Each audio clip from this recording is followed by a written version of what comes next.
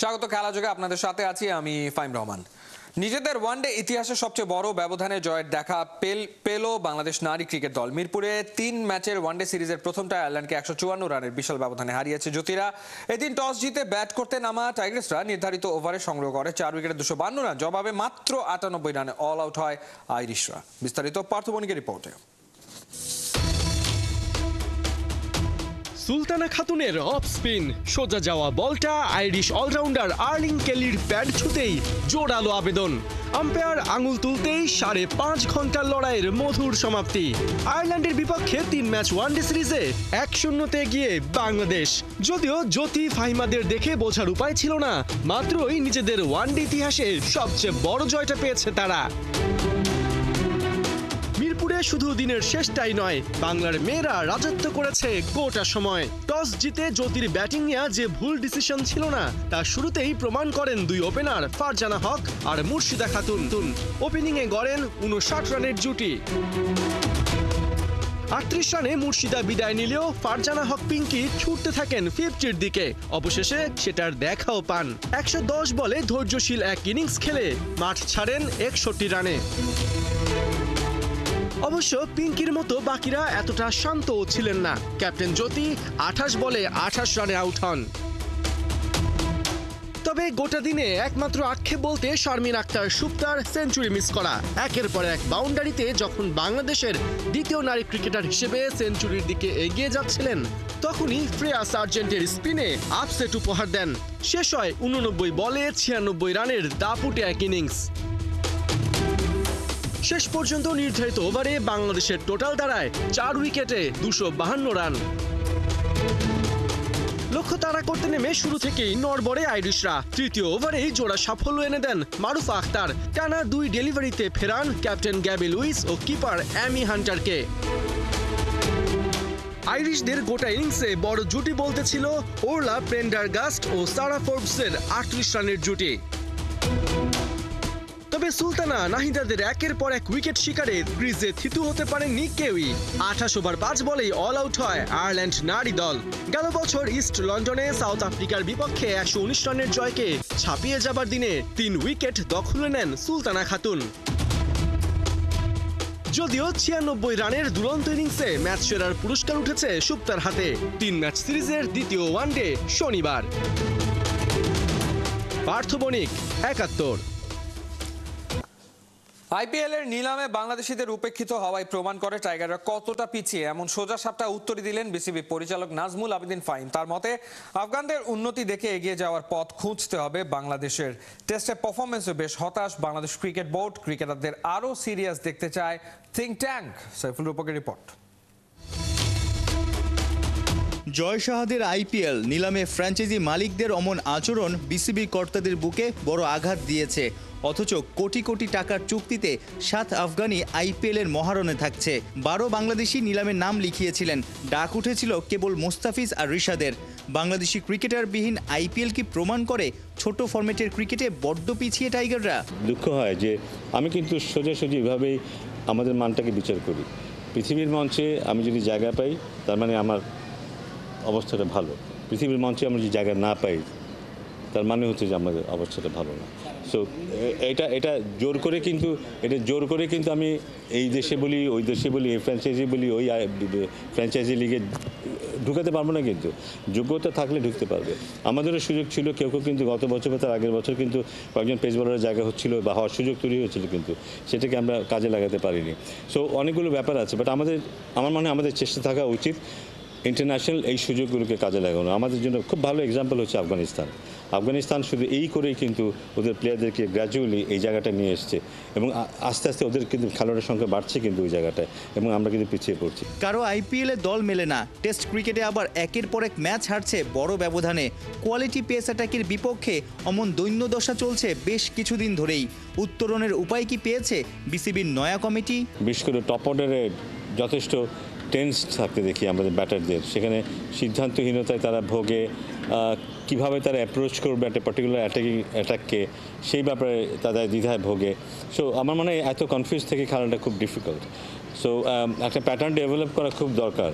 ঘরোয়া ক্রিকেটে সেটা যেমন মানেরই হোক না কেন, সেখানে আরও বেশি প্যাশন, আরও বেশি কমিটমেন্ট নিয়ে খেলা দরকার। একটা প্যাটার্ন তৈরি করা দরকার যে হ্যাঁ আমি এভাবেই খেলি, আমি ঘরে হোক বাইরে হোক আমি এতটুকু সিরিয়াস থাকবো বা এতটুকু সিরিয়াস থাকবো না, এইভাবেই আমি খেলবো যে কোনো প্রতিপক্ষের বিরুদ্ধে। সো এই সিরিয়াসনেসটুকু খুব জরুরি। অ্যান্টিগা টেস্টে হতাশার মাঝে বড় প্রাপ্তি তাসকিনের রমন ভেলকি।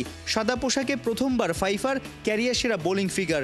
অথচ মাস কয়েক আগে ঢাকা এক্সপ্রেসও টেস্ট ক্রিকেট থেকে দূরে থাকার সিদ্ধান্ত নিয়েছিলেন। আমার মনে হয় যে ওর যদি ফরম্যাট বিচার করতে চায়, he is a best test bowler. Test বোলিংটা ওর জন্য সবচেয়ে 1 নম্বর প্রেফারেন্স হওয়া উচিত। সো আমার মনে হয় এই 6 উইকেট ও নিজেও রিয়েলাইজ করবে যে হাউ ইম্পর্টেন্ট ইট ইজ, এবং এটা ওকে বিশ্বের মানচিত্রে অ্যাজ এ বোলার কোন জায়গাটা উঠিয়ে নিয়ে গেছে সেটা ও নিজেও উপলব্ধি করবে। ইট ওয়াজ স্যাটিসফ্যাক্টরি, এবং দেখে মনে হচ্ছিল যে ও নিজেও বোধহয় এটা উপলব্ধি করছিল যে ও কতটা ভালো বল করতে পারে। ও নিজেও বুঝছিল যে ওর বল খেলাটা ব্যাটসম্যানের জন্য খুব ডিফিকাল্ট হচ্ছে। ব্যাটিং ইউনিট ছন্দে নেই। ইনজুরিতে ছিটকে যাওয়া নিয়মিত কাপ্তান শান্ত আর অভিজ্ঞ মুশফিকুর রহিমকে কতটা মিস করছে বিসিবি? ডেফিনেটলি শান্ত, অভিজ্ঞতার কথা যদি বলি, কোয়ালিটির কথা বলি, ও থাকলে হয়তো ও তো ডেফিনেটলি খেলতো, হয়তো আমরা অন্য কিছু দেখতে পারতাম। সাইফুল রূপক, ৭১।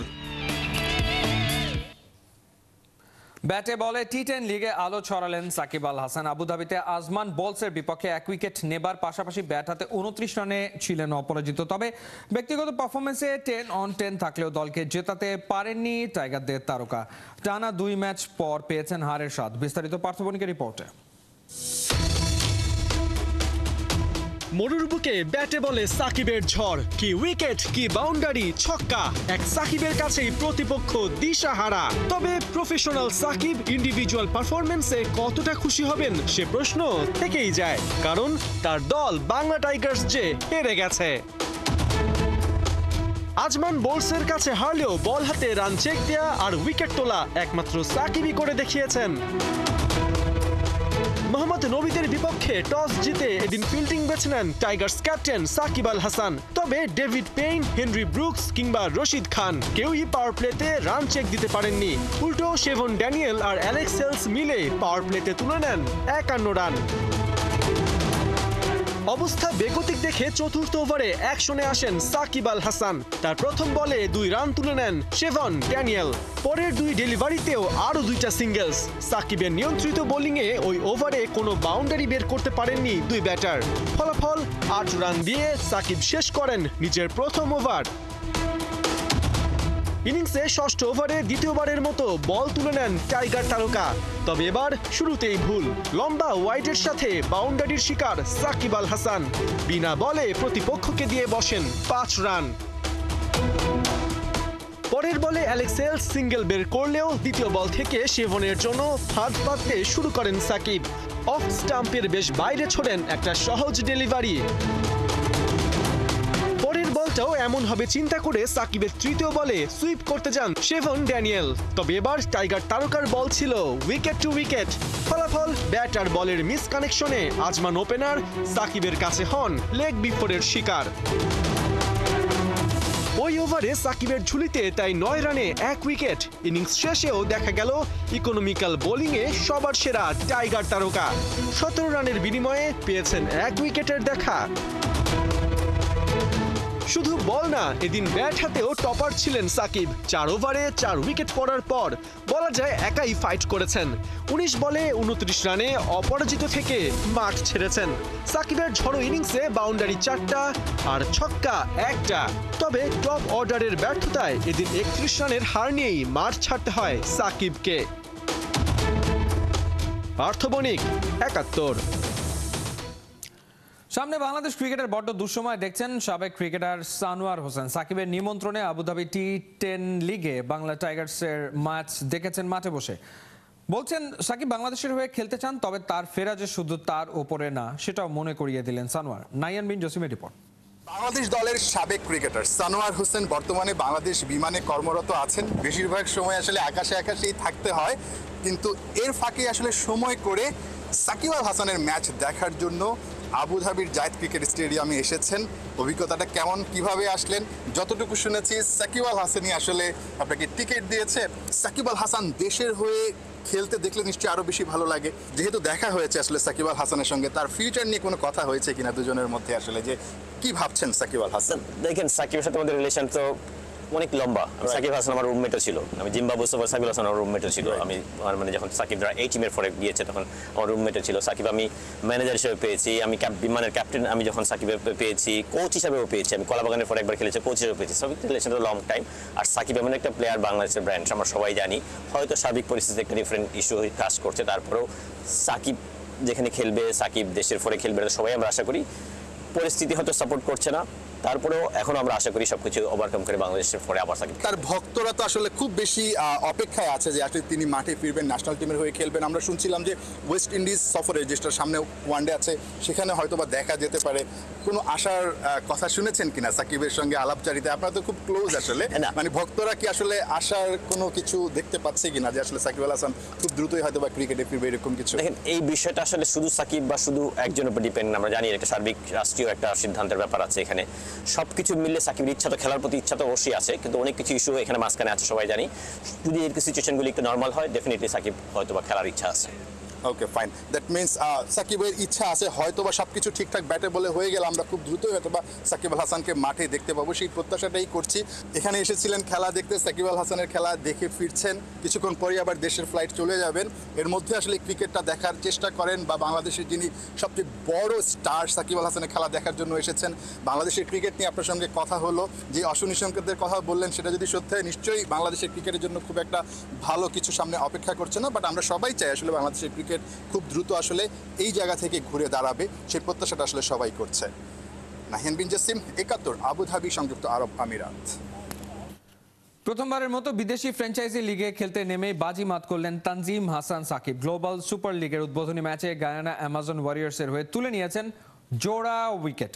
দিনের শুরুতেই তানজিম সাকিব বুঝিয়ে দেন দিনটা তার। নিজের প্রথম ওভারেই লাহোর কালান্দার্সের ওপেনার মির্জা বেককে এলবিডব্লিউ করে টুর্নামেন্টের প্রথম উইকেট শিকারী হিসেবে নাম লেখান রেকর্ড বুকে। শুধু তাই না, ইনিংসের শেষ ওভারে সালমান মির্জার উইকেট তুলে পূরণ করেন নিজের ডাবলস। উইকেটের পাশাপাশি বল হাতেও ইকোনমিক্যাল ছিলেন তানজিম সাকিব। 3 ওভার 2 বলে দেন 20 রান। সাকিবের দিনে ম্যাচ জিতেছে তার দল গায়ানাও। লাহোর কালান্দার্সে দেয়া 126 রানের টার্গেট 17 ওভার 5 বলে অতিক্রম করে যায় তারা। 4 উইকেট নিয়ে ম্যাচ সেরা হন তানজিম সাকিবের সতীর্থ ডোয়াইন প্রিটোরিয়াস।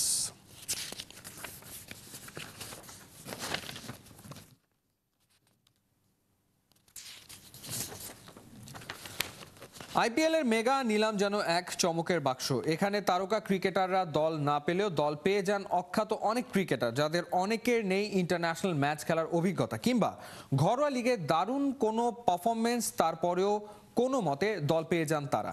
এদেরই একজন নিউজিল্যান্ডের বেভন জ্যাকবস। 22 বছর বয়সী এই ক্রিকেটারকে দলে ভিড়িয়েছে মুম্বাই ইন্ডিয়ান্স। মাহমুদুল হাসান সজীবের রিপোর্ট।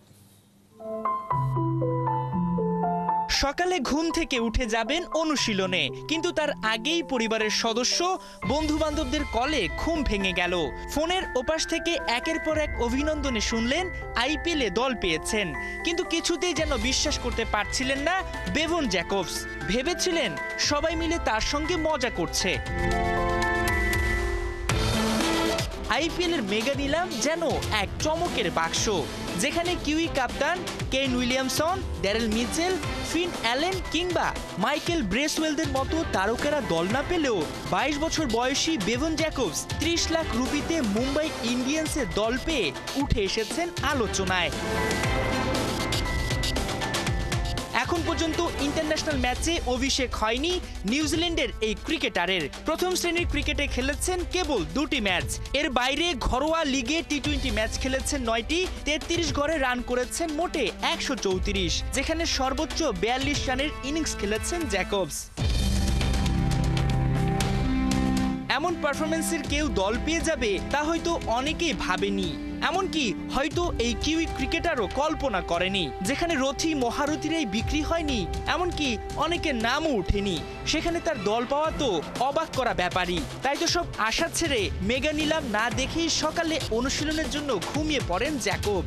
কিন্তু মাঝরাতেই সবার কলে ঘুম ভাঙে তার। জানতে পারেন আইপিএলে দল পেয়েছেন। ভেবেছিলেন সবাই মজা করছে, পরে জানতে পেরে বিস্মিত হন তিনি। একই সঙ্গে সুযোগ পেয়ে বেশ কৃতজ্ঞতা প্রকাশ করেন এই ক্রিকেটার। সব ঠিকঠাক থাকলে মুম্বাই দলে জ্যাকবস সতীর্থ হিসেবে পাবেন তার স্বদেশী ট্রেন্ট বোল্ট ও মিচেল স্যান্টনারকে। মাহমুদুল হাসান সজীব, ৭১। ইউএফা চ্যাম্পিয়ন্স লিগে জয় পায়নি ম্যানচেস্টার সিটি। ঘরের মাঠে ফেইনুডের বিপক্ষে 3-3 গোলে ড্র করেছে গার্দিওলার শিষ্যরা। এই নিয়ে সব টুর্নামেন্ট মিলিয়ে টানা 6 ম্যাচে জয়হীন রয়েছে সিটিজেনরা। ম্যাচের শুরু থেকেই বলের পজিশন দখলে রেখেছিল সিটি। খানিক পরে আক্রমণেও ধার বাড়ায় তারা, তবে আসছিল না কাঙ্ক্ষিত গোল। 44 মিনিটে পেনাল্টি পায় সিটিজেনরা। গোল করে দলকে এগিয়ে দেন আর্লিং হালান্ড। ফার্স্ট হাফে হয়নি আর কোনো গোল।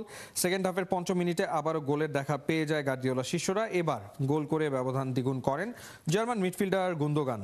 আর 3 মিনিট পরেই আর্লিং হালান্ডের গোলে সিটি পেয়ে যায় 3 গোলে লিড। 75 মিনিটে নিজেদের ফার্স্ট গোলে দেখা পায় ফেইনুড। গোল করেন হেজ মুসা। 82 ও 89 মিনিটে হিমিনেজ ও দাভিদ হাঙ্কোর গোলে ম্যাচের সমতায় ফেরে ডাচ ক্লাবটি। এই ড্রয়ের পর টেবিলে 15তে নেমে গেছে ম্যান সিটি।